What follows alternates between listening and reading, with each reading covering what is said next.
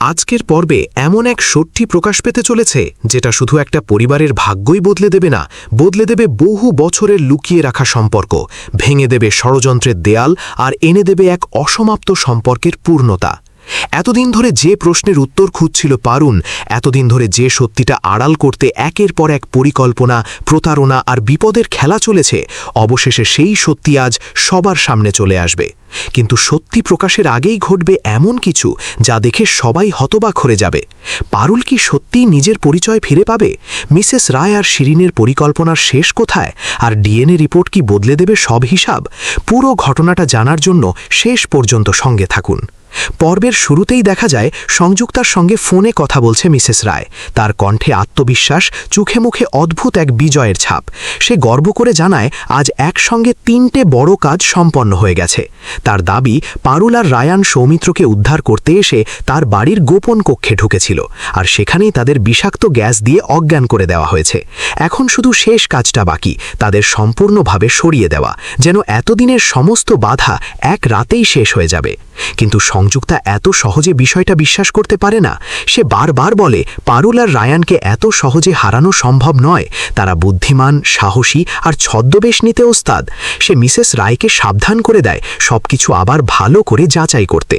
এই একটা কথাই যেন মিসেস রায়ের বুকের ভেতর অজানা ভয়ের জন্ম দেয়। কয়েক মুহূর্ত আগেও যে নারী নিজেকে বিজয়ী ভাবছিল, তার চোখে এবার সন্দেহ আর অস্থিরতা স্পষ্ট হয়ে ওঠে। এরপর রাতের অন্ধকারে শুরু হয় আসল খেলা।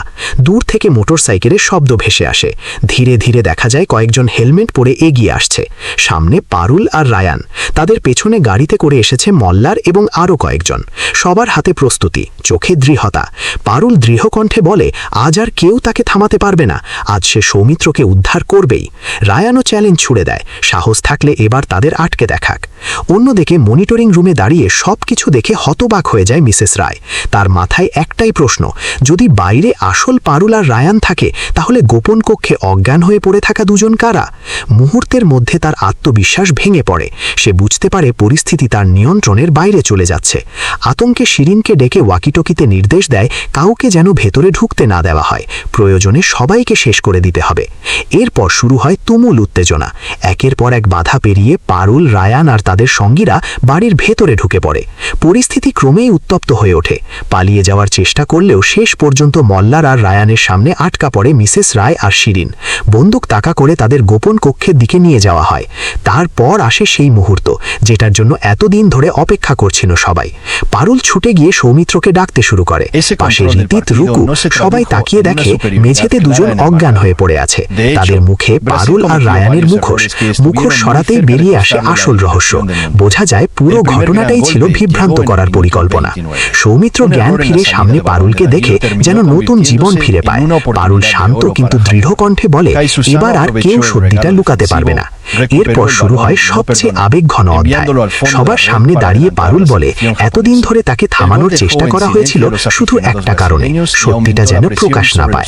তারপর সে বলে সেই বিস্ফোরক কথা, সৌমিত্রকে বন্দী করে রাখা হয়েছিল যাতে সে কখনো জানতে না পারে পারুল আসলে তার নিজের মেয়ে। এই কথা শুনে পুরো ঘর নিস্তব্ধ হয়ে যায়। পারুল কাঁপা গলায় নিজের অতীতের কথা বলতে শুরু করে। ছোটবেলা থেকে নিজের পরিচয় খোঁজা, মায়ের কষ্ট, রহস্যময় ইঙ্গিত, একের পর এক বাধা সব খুলে বলে। সে জানায় যখনই সত্যির কাছে পৌঁছাতে চেয়েছে, তখনই দুর্ঘটনা, হুমকি আর ষড়যন্ত্র তাকে থামিয়ে দিয়েছে।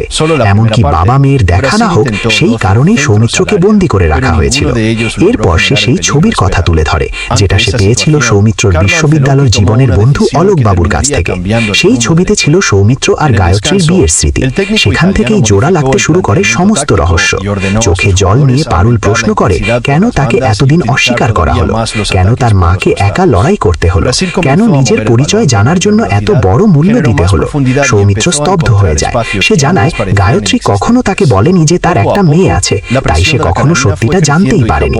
ঠিক তখনও শেষ চেষ্টা করে মিসেস রায়। সে পারুলকে সম্পত্তির লোভী বলে অপমান করতে চায়, কিন্তু এবার আর পারুল থামে না। সে স্পষ্ট বলে যদি সে সৌমিত্রের মেয়ে না হতো, তাহলে তাকে এতবার মারার চেষ্টা করা হতো না, সৌমিত্রকেও বন্দী করা হতো না। সব বিতর্কে রীতি টানতে পারুল নিজেই ডিএনএ পরীক্ষা দেওয়ার প্রস্তাব দেয়। সৌমিত্র সঙ্গে সঙ্গে রাজি হয়ে যায়। একই সঙ্গে ঘোষণা করা হয় রিপোর্ট না আসা পর্যন্ত মিসেস রায় আর শিরিন বন্দী থাকবে। এরপর রাগ, অপমান আর জমে থাকা কষ্টের বিস্ফোরণ ঘটে। পারুল শিরিনকে জোরালো একটা চড় মারে। তারপর রায়ান আর সৌমিত্র তাদের সেলের ভেতরে আটকে দেয়। পরদিন সকাল, ভগবান শিবের সামনে দাঁড়িয়ে পারুল প্রার্থনা করে এতদিনের লড়াই যেন আজ ব্যর্থ না হয়। রায়ানও মনে মনে প্রার্থনা করে এবার যেন পারুল নিজের আসল পরিচয় ফিরে পায়। ঠিক তখনই ফোন আসে, ডিএনএ রিপোর্ট তৈরি। সবাই ছুটে যায়। সৌমিত্রর বাড়িতে তখন উত্তেজনাপূর্ণ অপেক্ষা। ডক্টর অর্জুন শর্মা রিপোর্ট খুলে পড়া শুরু করেন। সবার নিঃশ্বাস যেন আটকে যায়। অবশেষে তিনি বলেন, পারুল চক্রবর্তী সৌমিত্র রায়ের জৈবিক কন্যা। ডিএনএ মিল 99.99%। এক মুহূর্তের জন্য যেন সময় থেমে যায়। তারপর কান্নায় ভেঙে পড়ে পারুল। কাঁপা গলায় শুধু একটা শব্দ বলে, বাবা। সৌমিত্র আর নিজেকে সামলাতে পারে না। এগিয়ে এসে নিজের মেয়েকে বুকে জড়িয়ে নেয়। বহু বছরের হারিয়ে যাওয়া সম্পর্ক ফিরে পায় নতুন পরিচয়। চারদিকে আবেগ, আনন্দ আর স্বস্তির পরিবেশ। কিন্তু গল্প এখানেই শেষ নয়। অন্যদিকে সেলের ভেতরে বসে আছে মিসেস রায় আর শিরিন। ক্ষুধা, অপমান আর পরাজয় তাদের ঘিরে ধরেছে। শিরিন বুঝে যায় সব শেষ, কিন্তু মিসেস রায়ের চোখে তখনও আগুন। সে শপথ নেয় কোনোভাবেই এই সাম্রাজ্য পারুলের হাতে যেতে দেবে না।